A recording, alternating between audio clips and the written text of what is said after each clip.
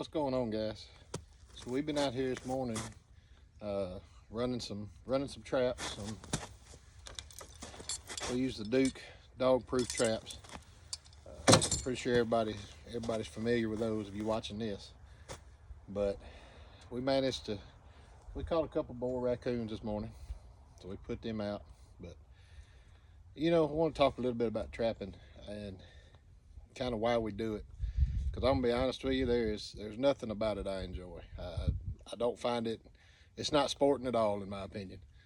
I know some guys that love it, and I know a lot of y'all are gonna disagree, and that's perfectly fine.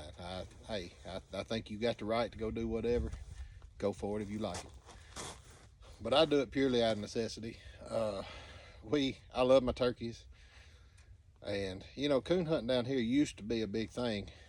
It's really not anymore. I think a lot of things factor into why it's not, but smaller pieces of land, deer hunting, I think is a big factor to kind of ending a lot of the coon hunting with dogs.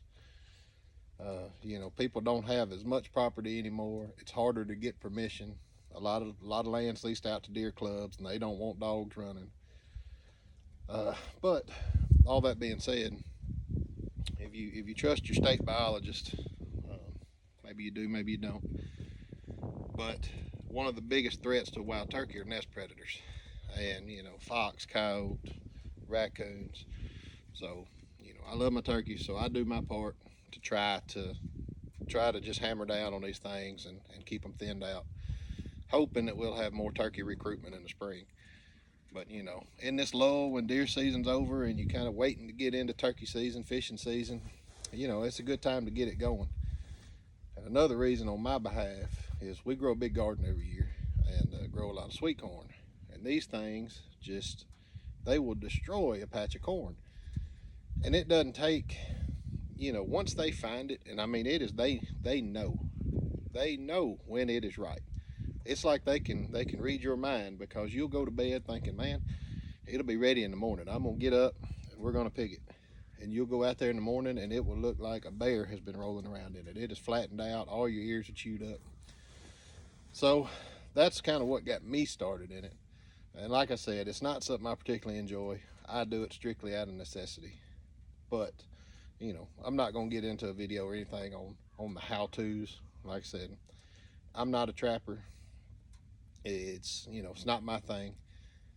There's a lot of guys you can learn from that know a lot more than I do, but I use these Duke dog proof traps, do some little simple sets with them, use cat food as bait, and like I said, over the years we've been able to thin them out. I mean, we've killed several, and just catch them in the trap, use a little 22 to shoot them. And like I said, I didn't really, it's not really a whole lot to make a video about, I guess is what I'm getting at, but just kind of wanted to throw it out there to kind of maybe take some of the intimidation off of it for people. It's one of those things you can learn as you go. Duke dog proof traps are relatively cheap. They're not real expensive. I think you can get them for about 13 bucks or so.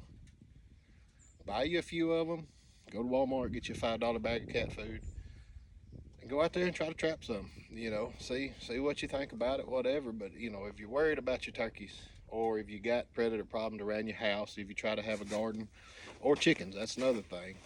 So we got chickens, and we get hammered with the chickens. So I'm just kind of throwing this video out there too. If you guys want to see more of this type stuff, let me know, and we'll do some on it.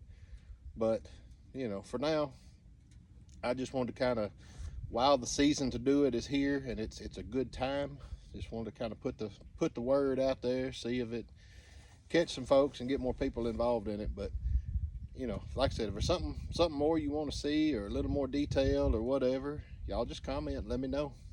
But we'll holler at y'all next time.